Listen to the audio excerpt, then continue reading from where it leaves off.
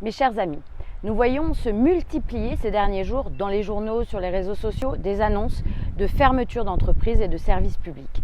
Ces fermetures dramatiques pour des milliers de personnes se retrouvant alors en chômage partiel sont causées par des coûts de l'énergie de plus en plus élevés.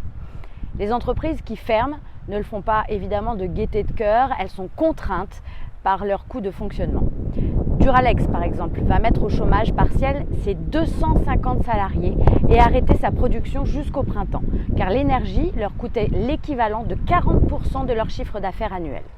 Le groupe verrier Arc a choisi, lui, d'arrêter la production 2 jours par semaine pour faire baisser les factures, tout en ayant recours au chômage partiel pour 1600 employés.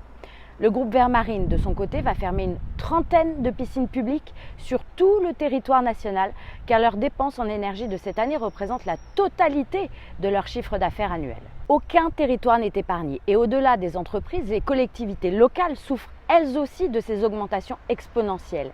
Les communes et les intercommunalités n'ont pas de budget extensible, surtout lorsque l'on sait que Emmanuel Macron souhaitait baisser les dotations de l'État. Malgré cela fait 1 an que leurs dépenses ne font qu'augmenter, comme par exemple la Fréjus où la facture énergétique est passée de 1,2 million d'euros annuels à quasiment 3 millions d'euros.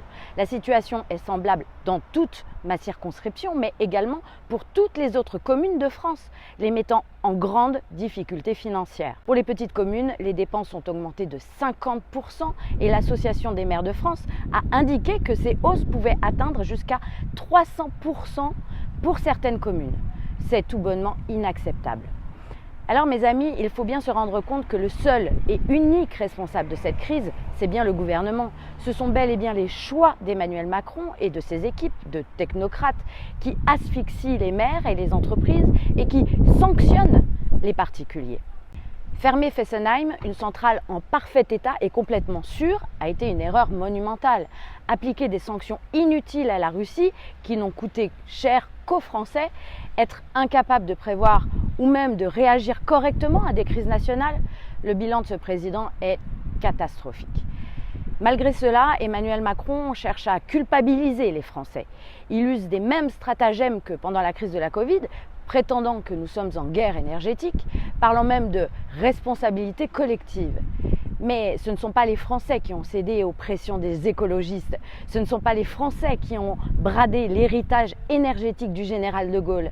La responsabilité n'incombe qu'à celui qui se prétendait Jupiter, maître des horloges, et qui n'est qu'obsédé que par des idéologies destructrices pour notre pays. La France mérite une vision, la France mérite de retrouver une souveraineté énergétique. Les Français méritent des dirigeants prêts à les défendre et à prévoir leurs besoins.